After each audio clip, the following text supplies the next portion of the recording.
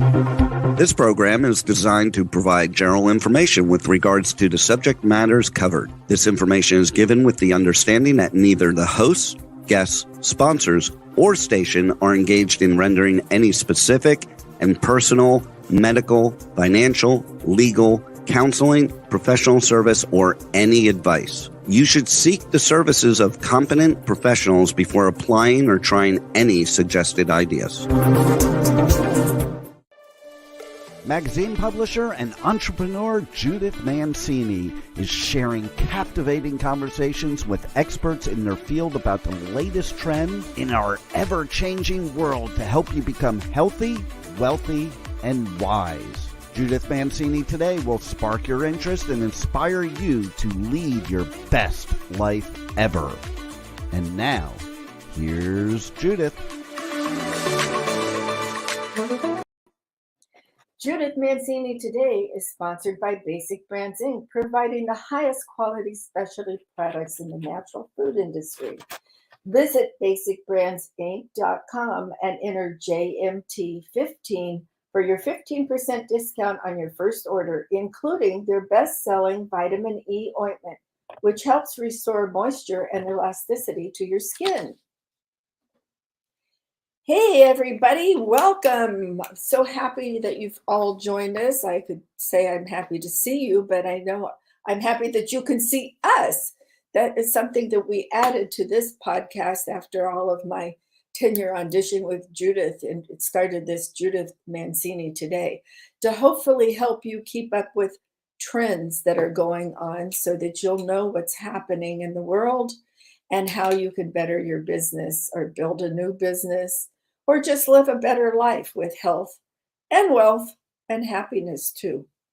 Today we have a really outstanding guest. His name is Neil Palache, and he is the founder of the Wealth Creator Company for Women, which counsels divorced and widowed women to navigate the financial plan during one of the most difficult periods. You don't want to do this by yourself, and if you're startled by somebody filing a divorce suit against you, or you suddenly lose your loved one of many years, maybe you never took care of your finances. And even if you did, you could use some advice. So welcome, Neil. Hello, Judith. Thank you for having me. Appreciate it. Absolutely. We're thrilled to have you with us here.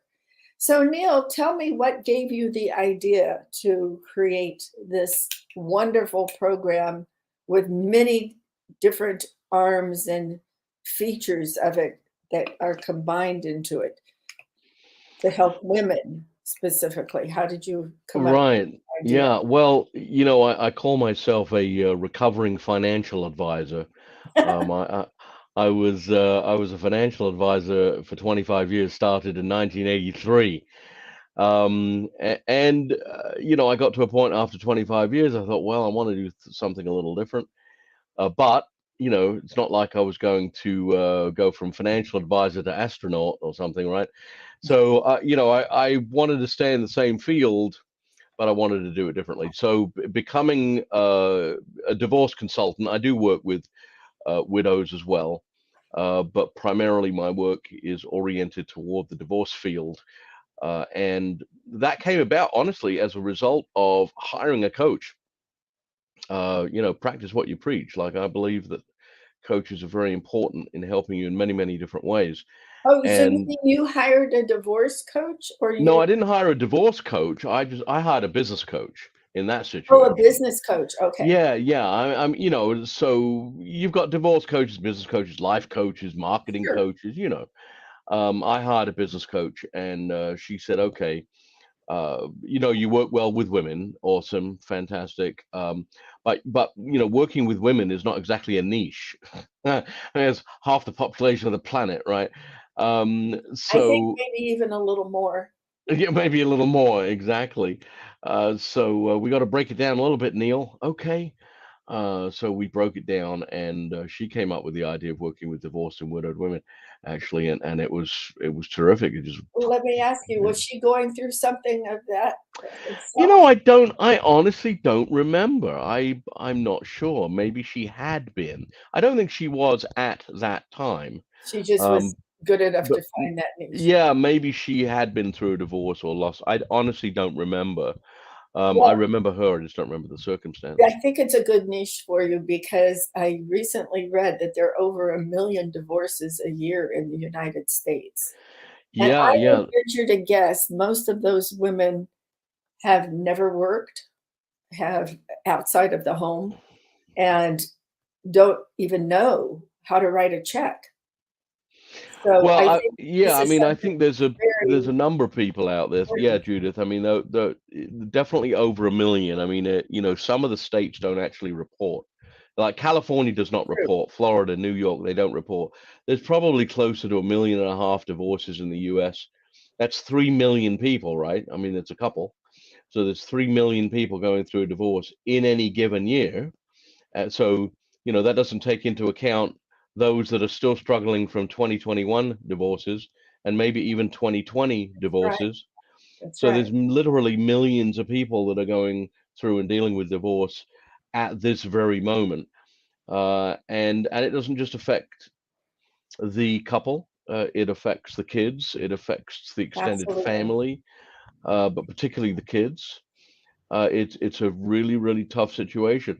And the landscape's changing. So, depending on the age of the people, like for instance, most of my clients are over 50.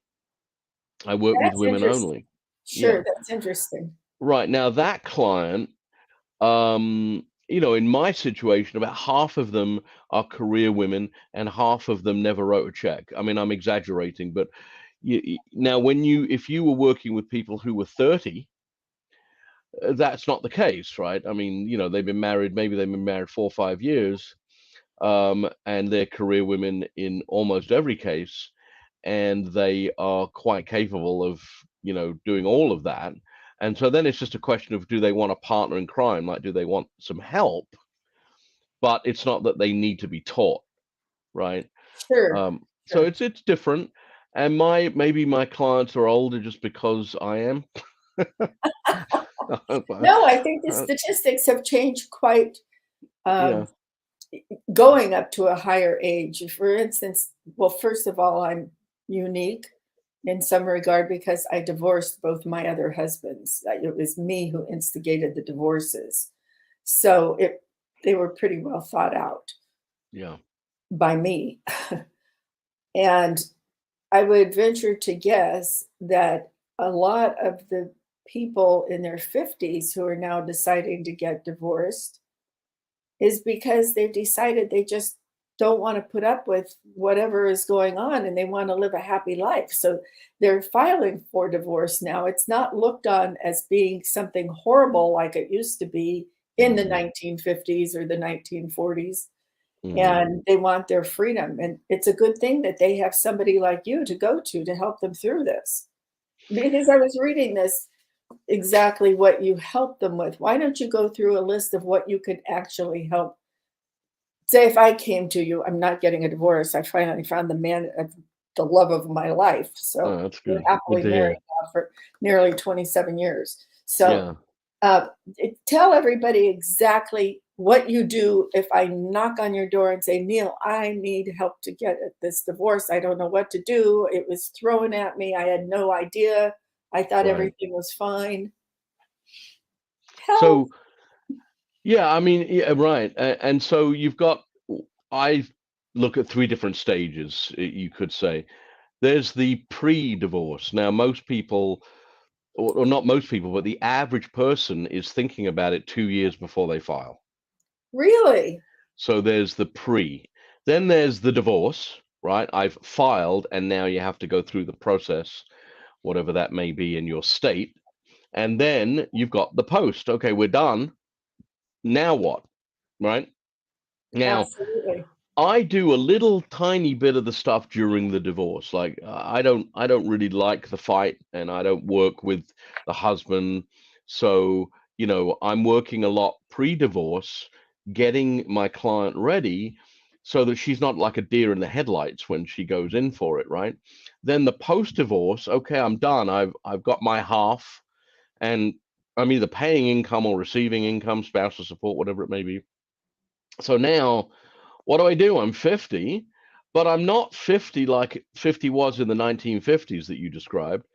50, I got like, 30 years of really good productive business career oriented options, and maybe even beyond that. I mean, you've got I've met people, I'm like, you're 78? Like what? Like, give me a break. Fantastic. They're running circles around me. So I look at my 50-year-olds You're and I think, 78? what? You're not 78. I'm not 78. I'm saying No, like you're I'll look very at, young. well, I'm 60. Yeah, But you're so still a baby. I'm still a baby. Okay, I thank you. see you were talking about somebody else. Yeah, I say, well, I'm getting like, how shocked old here. are you? Oh, I'm 78. I'm like, wow, like you're just like running circles around me. So I'm saying my 50-year-old client should not be looking and saying, oh, I'm 50. What, like life's over. Exactly. No, no, no, no, no. This is like the next 20 years could be your most productive years. So let's figure out what to do. So, in terms of the list, I mean, in a pre-divorce scenario, we're looking at everything. I mean, we're looking at what does it cost you to live, putting together a budget. We're looking at your car and your cell phone bill and your cable, and we're looking at your house payment, and we're looking at your property taxes. And there's all sorts of things to consider, like property taxes, for example. Let's say you're thinking, oh, should I stay in my house? Should I not stay in my house? Like, is this something I want to negotiate and fight over? Well, you've had your house for 15 years. Your property taxes are from, 2005, and you bought your house for, 500 grand. It's now worth 1.2 million. And so when you go husband to wife, for instance, your property tax basis stays the same. It's transferable. I'm going to go sell my house. Yeah, you get 1.2 million for it, and you get half of that. But then you go buy that new house at $1 million. You're now paying property taxes at the full rate, not on the 500 grand that you paid. So, when you're putting a budget together, you say, well, what are my property taxes going to be? What will it cost me for my cable and my car? And, what am I willing to To drive and feed all? the dog. Feed the dog, feed myself. Yes. Yes. Groceries have gone up 30%. Gas is up triple or double, whatever it is. I mean, you've got to look at all these issues and what expenses might I incur that I didn't incur when I was married. Sure. Maybe there are other things that are needed, like we need life insurance on. Receiving spousal support. So if my ex-husband passes, I'd like to have life insurance on him so that the spousal support continues. Absolutely. Yeah. So what does that cost? Like all these things have to play, and I want my client. And then we're going to go, if we're in a pre-divorce, let's go interview people. Like you've got to hire a lawyer. You're going to need a new financial advisor. You're going to need a banking relationship. Maybe all these things are tied in with your husband, and half of the professionals that you work with are your husband's buddies from college. Well, Absolutely. you still want to work with those people? And she says, maybe sometimes yes, but often no. So now, we got to put a team together that's for you. So there's all sorts of, and after, sometimes that happens before, sometimes that happens after. I mean, Sure. I don't always have the client before and after. It's usually, if I get them before, then they often come back to me after. But if they're already during the divorce, then I usually get retained afterwards. So I didn't get the opportunity to do any preparatory work. And sometimes they didn't do any. Of They, course. oh man, I'm going to fight. Now, sometimes there's abuse going on in the house and all sorts of things, and they have to file. They have to Yes. get And out. that's a whole nother story. Yeah, that's a very sad, Yes. Yes. sad Awful situation. situation. Yes. Which, by the way, I was just mentioning about putting together, if you don't mind me mentioning this, putting together the team, which is why I developed the Divorce Transition Professionals, which is a national organization that we now have a network of professionals to help serve those folks that are going through divorce, that lawyers, accountants, realtors, mortgage brokers, Oh, private this is fabulous. investigators. Yeah, so we have about 210 professionals in 18 chapters in 3 states, and those folks are all there to help us Brilliant idea. with the divorcees. Yeah. So, but now that is different from the one that meets out here every month or every week. What is it that don't you have another group that meets too? No, that's That the is the divorce one. transition Okay. professionals. Yeah, Okay. we have 16 chapters in California from San Diego up to Sacramento, and each of them do meet once a month. I mean, it's part of my wealth creator company for women business, if you will, but Sure. it's getting to the point where we're separating it now because it's getting pretty big. It was an excellent idea. I congratulate you. It was well needed too. So it's been a success. You started that We barely started it 5 years ago was as it as an as an official organization. I mean, I had a study group going back about 10 years, but then we turned it into a membership group. And you know, the coaching that I do, the private coaching that I do with my clients one-on-one that we've been talking about, you know, that's very important to me. Uh, it's um, it's work that I thoroughly enjoy, even though, you know, obviously it's under sad circumstances in many cases. But you know, I enjoy the work. But this extension is just it has to either they're going either you know, look, I developed an organization to help with the extension of the team that people need, but they need a team, whether I had created that or not. They got to have a lawyer and an accountant and a realtor and a mortgage broker and insurance agent. They've got to have these people in place. and how um much better to be able to get a referral from somebody they trust than to just go out there and well, and get knows somebody the they don't divorce like, and landscape. then maybe they have to change again. And yes, so Yeah, I mean and the divorce landscape is different when you sell or buy a piece of real estate or handle a mortgage, let's say, in a divorce scenario. It is different. It is different than handling those types of business transactions if you're not going through a divorce. oh, of The course. I mean, it's different. It's different for the professional. Obviously, it's different for the Mhm. people. But that professional needs to understand the landscape and what it is that needs to be done in a divorce scenario. And it's very specific. And if you make a wrong move in a divorce scenario, it can be very, very punitive. So Well, you know, you've got to it have can good affect knowledge. the entire rest of your life. Well, right, that's right, and it can also get you into trouble because if you know, once you file a divorce, you've now got a divorce estate, and there's rules.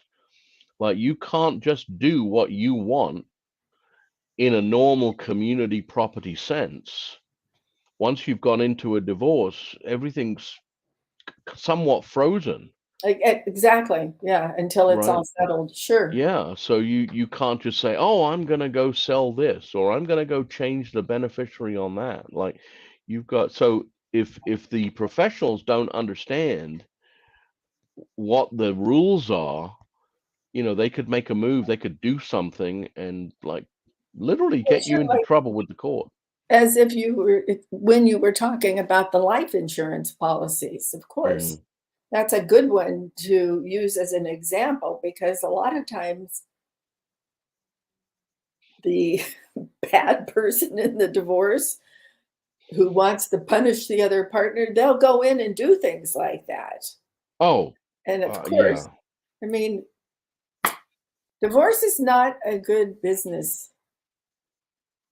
proposition for anybody. You better know what you're doing. And I think Yeah. this is a very good group. And you're so smart to have become a guru in it. Well, I'd like to think of myself as knowing a little bit more than the average Joe. Let's just say that.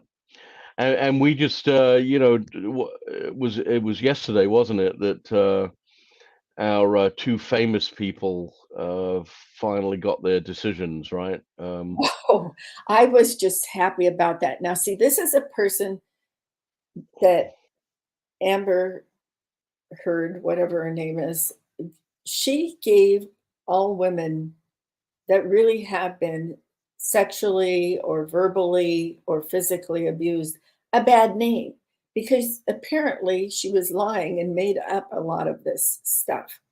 And to Yeah. go try to destroy somebody's career and all is just disgusting. That's my take on it.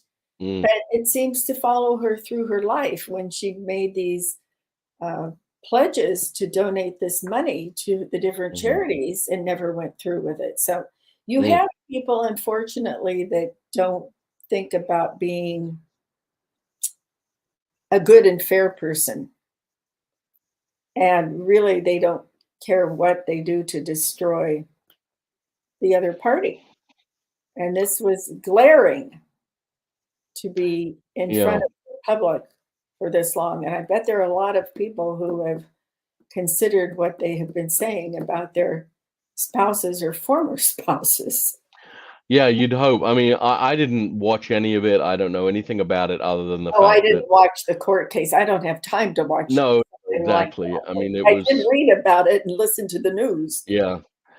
But I will tell you this much, that as much as that was all over the news every day for the last however long, there are quote unquote regular people going through the exact Yes. Yeah.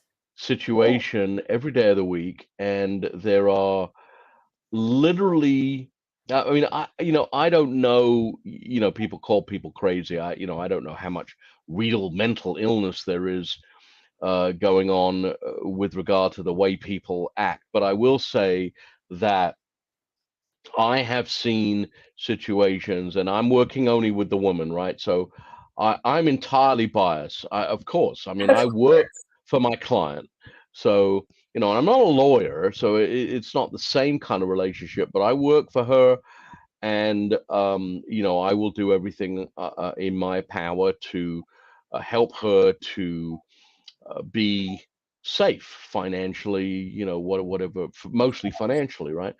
So, but I've seen it where, in a pre-divorce setting, my client will say to me, this is going to be amicable, Neil. And I said, okay. I mean, I hope it is. And, we're going to go through mediation, and, we're not going to have to spend lots of money on lawyers and all this other kind of stuff. And I said, okay, well, good. I'm glad that you're going in with that. And I always say, look, money changes people. Like, and with Absolutely. men in particular, Yes. when we feel attacked, we will attack. And so, don't be surprised if your view of your soon-to-be ex changes. And then the divorce happens, and it's like Jekyll and Hyde. This person becomes an absolute animal, and is out to protect what he thinks is his income, Well, his money, his that's right. house. That's Yeah. right. They And seem so, and it's not like that all the time. I don't want to no, make it sound like men are just ridiculous, but oh, but they I'm are. just No. but yeah, but I am working with women, so the men that I know about, who I never meet, by the way, who could be absolute sweethearts, I don't know. Do seem to change their spots a little bit Well, when this when goes you down. get married, you have to at least like the other person, even if you don't love the other person. There's, many reasons why people get married: companionship, they have a good dinner partner, they think that they'll Right. have cute looking kids. There's all Ah, sorts of reasons besides passionate love. But, right. that can wear off. And it I know takes, my wife got married to me because I had hair. I know it, look what happened. But I know. I mean, I like. married a bald guy and he didn't have any hair when I married him. So I think bald is beautiful. Oh, well, thank you very much. I'll take that. I'll take that. Well, all joking aside, it's obviously, I know we're just having a little bit of fun, but it's a very serious subject. It's I always say to people, look, my situation is somewhat unique. I mean, I've been married 35 years. I've never been divorced. I haven't experienced this. I've experienced it as a child. I'm a child of divorce. My parents got divorced when I was about 20, so it's about 40 years ago. And maybe that's one of the reasons why I got into this business. I mean, I saw what happened, and they ended up being really good friends, but there was some really tough times throughout that Sure. period, especially in the early years. And then you're surrounded by it. I mean, I don't think I've ever met anybody that either hasn't been through a divorce or doesn't know somebody or has somebody in their family or friend circle that has. I think that too. I mean, You're it's I don't that it, common, it's Gary. yeah, it's very difficult. So, and there's all sorts of reasons that happens, and it makes it 3 and 4 and 10 and 20 times more difficult when there's kids. When there's no kids, it's not as difficult unless there's millions of dollars on the table, of course. But often that doesn't happen. Um, when I look at the 30-year-old getting divorced, most of the time, they've got a 3 or 4 year marriage. They haven't had kids yet, and it's almost no harm, no foul. Right. Not big assets. Oh, I'm working, you're working. You've got your assets, I've got my assets, if there are any. And they both kind of walk away, and there's obviously emotional difficulty, and it's a hard breakup and all that. But they're 30, and then they just get on with it. Absolutely.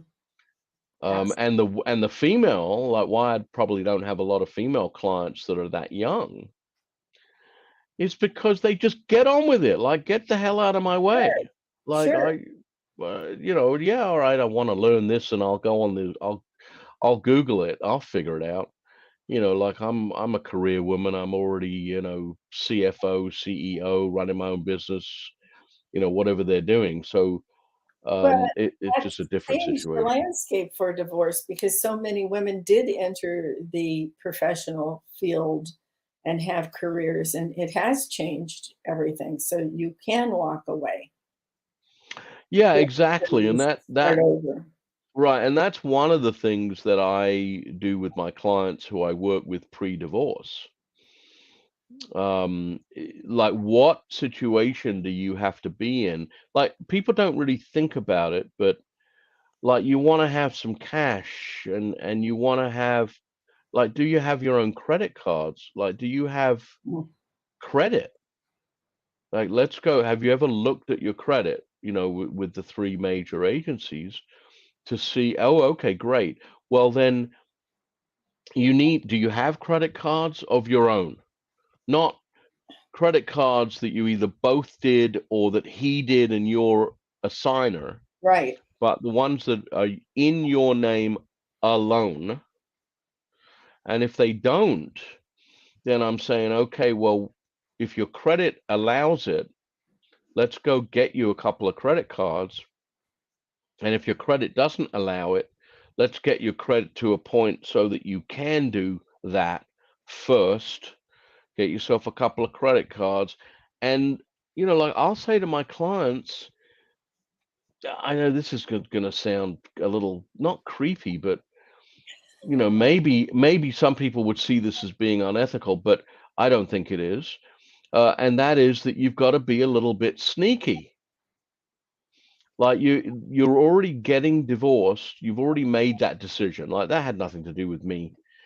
But I'm telling you that, and they know it in most cases because I get hired. Usually, the husband does not know.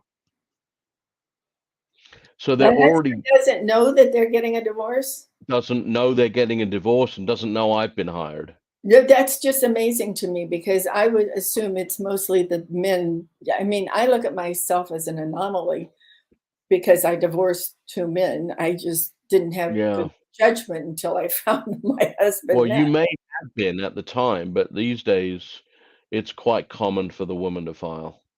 Very interesting.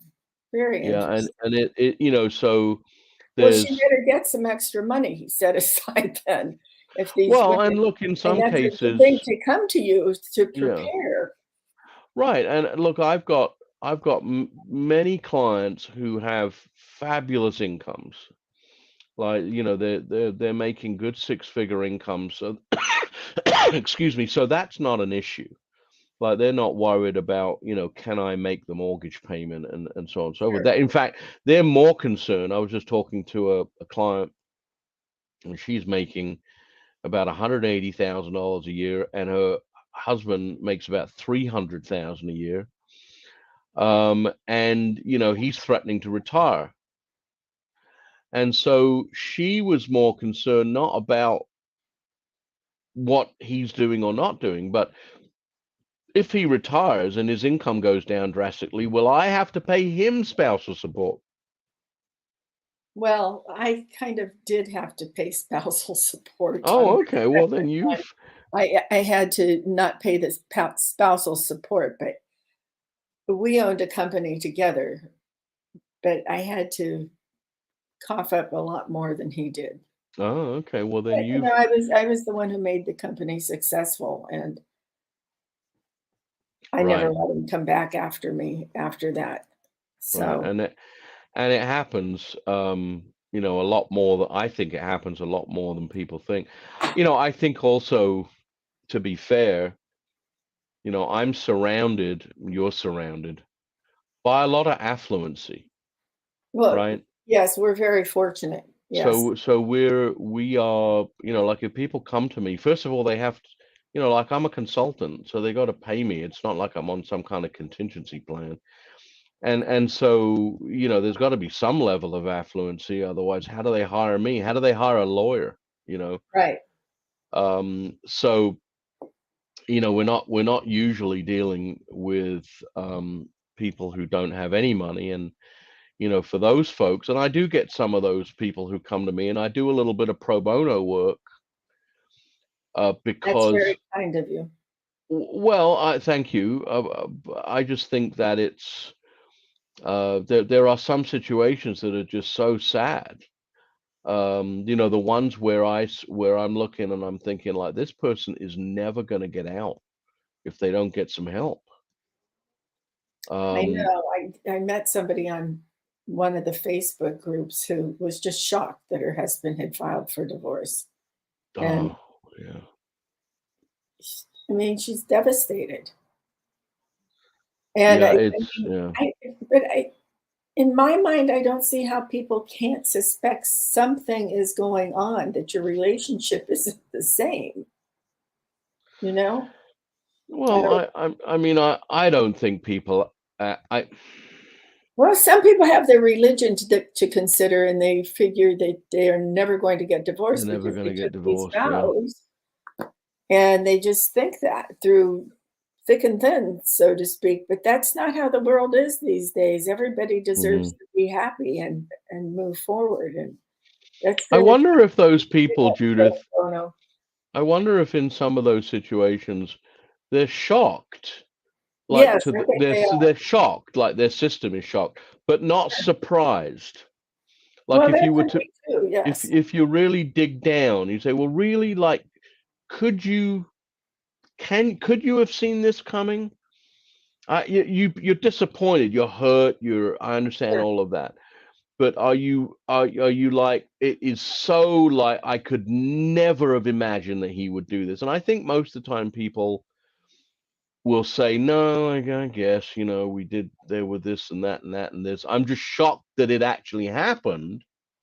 But I suppose if I'd looked Yeah, at this but they honestly. they find it difficult to move forward for quite a while. So it's Yeah. it's good that you are such a kind person and do pro bono work, but it's just, I think, imperative. You're in such a great field. It's such a necessary field right now. Yeah, and you've got, it'll be interesting to see what happens with the numbers. I'm a bit of a numbers nut. In that, people have talked about the fact that COVID has had an impact on the divorce numbers. Now, to some degree, the divorce filings were problematic because courts were closed and Sure. people couldn't get in for hearings and trials were postponed and all sorts of things. So yes, I understand there's been a backlog. If you look at the Los Angeles courts, and I'm sure that's true for most of the big cities Right. across the country and probably across the world. And so, we're seeing a little bit of a backlog. I've heard that, people have said to me, I spoke to somebody yesterday, in fact, and she said, well, divorces are up 30%. I have to say I'm not convinced, and that's just why I'm a numbers guy. Like I think there might be a blip, right? Because you've got all this backlog, and yes, if you were to look at June of 2022 versus 21 versus 20, maybe the first quarter and the second quarter there was an uptick. Now, whether that is actually the divorce rate increasing or whether that's just as a result of all the things that people couldn't or didn't do during COVID, we'll see when we get into 2023. I don't personally think there's going to be a big increase in the overall divorce rate. I just think that 2022 is just a freaking busy year. Of course, because of the backlog. Because of the backlog. And if you look at like we've got therapists in our network, they are absolutely underwater. Like try getting an appointment with a therapist. Well, I noticed that that's true because of the isolation and all, but I would think with men and women, perhaps they grew closer together, being locked up together because maybe the man wasn't on so many business trips, or the woman I go to would imagine there is charity events and what have you. So maybe they sat down and played cards, or they had a glass of wine together and they didn't rush through dinner. And, well, I've been locked up with my husband for a long time and we've enjoyed it, actually. I mean, we watch a movie together. We do different things. We're not as busy as we used to be. But of course, that's our age too. But yeah, I mean, I think that there's certainly some truth to that. I'm sure that there's many examples of not just husbands and wives, but also the kids. We actually sat down for a family exactly. dinner. Yeah. We haven't done that in a while, let's say, and that's because the kids. I mean, I know with my kids, I've got three well, one is not a teenager anymore, but I had three teenagers in the house, and so they were all off of school. Right. I mean, they were doing school virtually, if you call that Yes, school. right. But, Right. they were all at home every day, and so was I, and so was my wife. Now, to some degree, that was very nice. And, on the other hand, it was like, Pull my hair out. well, if I had any, yeah, my wife did. She pulled her hair out, I would imagine, because, there's peace and quiet that I'm sure that she You're a now big enjoys adjustment. again that she didn't Sure. have. Yeah. And she's used to having me out of the house. Like now I'm in our home office all day, every day, So she had working. no space. She didn't have her space. Right. And So that's, I know it's harder on my husband because he recently retired. He retired a few years ago, but then he went into consulting and he was still flying everywhere and yeah, consulting with these big Fortune 500 companies and all. yeah, And now all of a sudden we were locked up and he wasn't going anywhere. So it was yeah, harder on yeah. him because since we got married, I wasn't really working too much. I, hmm I loved podcasting, so I was doing that. Well, that's once a week Right. doing that. Of course, you have to prepare, but so now we're together all the time, and it's nice. I like it. Well, good. Yeah, that's great stuff. Well, I've got, my three kids are at home, but in the next 90 days, they're all leaving. They're all going to college. Oh, wow, that's an empty nest all at one time. All at one time. Yeah, Wow. they're all going to be in California still. One of them's going up north, two of them are going down south, and they're all leaving in August. So Oh my. yeah, so that's going to be You better interesting. keep working. That's a big nut to crack. Yeah, no kidding, no kidding. Well, it's Yeah, I you know remember those days. Those yeah. days, yeah. The good news is that it's again, like being 60 is not a big deal. Like it's not It's you're not not a you're big not deal. you're not 1 foot in the grave like you were 50 years ago or 60 years ago, whatever Exactly. it was. I mean, Well, I listen, I'm remember 20 years older than you, and Mhm. I don't think about that too much. I just think about, okay, what am I going to do for the next 20 years? That's right, yeah. And I'll tell you something, going back to the divorce subject just for a minute. The silver gray divorces, here I got a little bit right here. I got a little here. Silver gray divorces, that is an area that is growing, unfortunately. People where Yes. they've been married a long time, and maybe it's when the kids move out. Oh, I better watch out. But the people are in their 60s and 70s getting divorced. I'm like, seriously? Like you've been married 30 years, 40 years, and now you're getting divorced. Well, they're saying, all right, well, I'm 65 and maybe I'm retiring and maybe Social Security's kicking in and a pension or I don't know, whatever it is.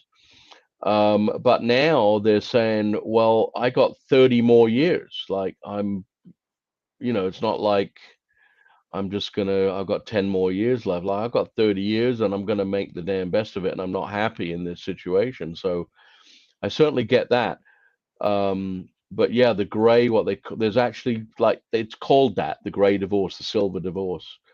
Um, and we've seen a big increase in that area just generally over the last 5 to 10 years. Well, I guess people just decide they want to have their time to do what they want to do and what not be burdened by somebody else. I don't quite Well, understand I it. think it's just a fun. I think it's probably a fun. Well, if there's a lot of angry feelings and all that kind of stuff, maybe that's part of it. But I also think that it's a function of do these two people now who are 60 or 65, whatever they are, do they want the same things? Do they want to do the same things? I mean, let's say that you've got one person who wants to travel and one person that likes to sit in the backyard or go in the backyard and do the gardening.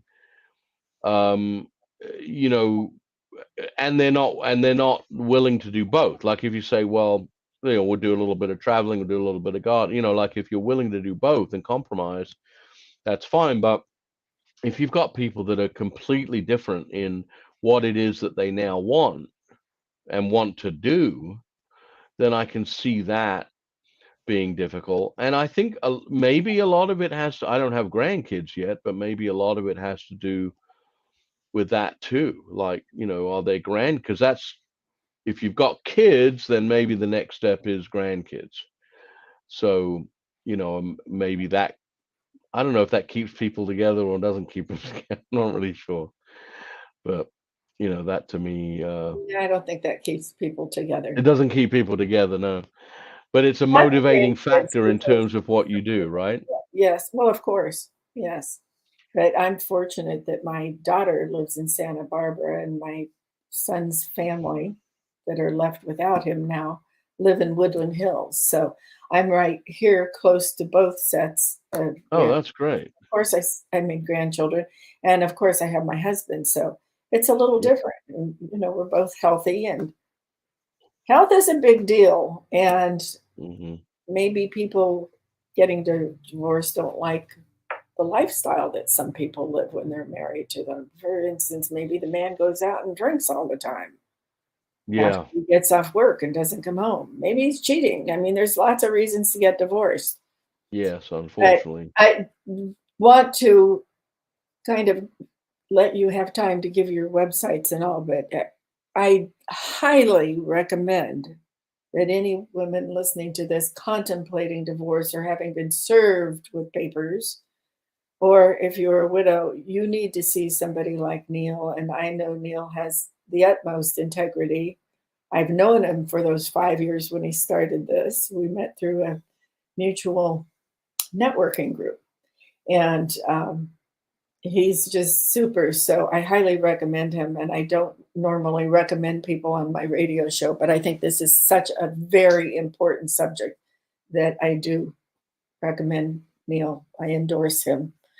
So, Neil, tell us your couple of different email, not Yeah, email, your contacts. Yeah. website Thank you. No, I contact. appreciate it. And thank you for the testimonial. And, I really appreciate that, Judith. And I really appreciate being on your show. And I hope that we've had a lot of listeners. I know we both put it out there. Unfortunately, divorce is one of those necessary evils. I mean, it's just something that Right. happens to a lot of people at a given time in their life. And while it's sad, there's also a lot of happiness because people get a lot of relief from not being in a bad situation every day. So if and when that occurs, or if you're thinking about what do I do, how does this work actually? And to me, that's the most important thing in terms of the pre-divorce review. Like I do a pre-divorce review. We don't, charge a fee for that. I mean, any initial consultation that we do is complimentary, but the pre-divorce review is very important because it really puts you in a frame of mind of knowing. Okay, now I've got this clear picture on what this is going to be like, so that you're not, for use of a better term, romanticizing it like this is going to be Right. some easy thing where I'm going to file some papers. So go to our website at thewealthcreatorcompany.com, www.thewealthcreatorcompany.com. You can click on that. At the top, there's a place where you can request a complimentary session. But you're also welcome to contact me directly. I'm not sitting up in some ivory tower. If you want to just send me an email at neil@thewealthcreatorcompany.com, or even call me directly at 818-606-7327. Neil, thank you so much for coming on. It was an honor to have you, and you gave out a lot of fabulous information. And I will see you at the next meeting. Thank you, Judith. Thank you. Have a wonderful week. Take care. Thank you for having me. Thank you. Bye-bye. Okay, everybody, I just wanted to give you an idea of who is coming on next week. It's Tony Caruso. A lot of you know Tony. She has been a managing director, an executive managing director of eWomen for a long time, and now she's heading up a speakers bureau. She's gone into helping you build your company the fastest way by speaking on stages, so you'll want to tune into that. Today, I want to just have you all say a little prayer for those families in Texas that lost all their children. Having lost my son in November, it's the worst thing to go through, and he was 48. These kids are 7, 8, and 9, and I cannot imagine the pain they're going through. So please say a prayer for those families and for the other people that have been involved in shootings in the last few days after this event too. I want to leave you with these words. Cherish yesterday, dream tomorrow, and live today.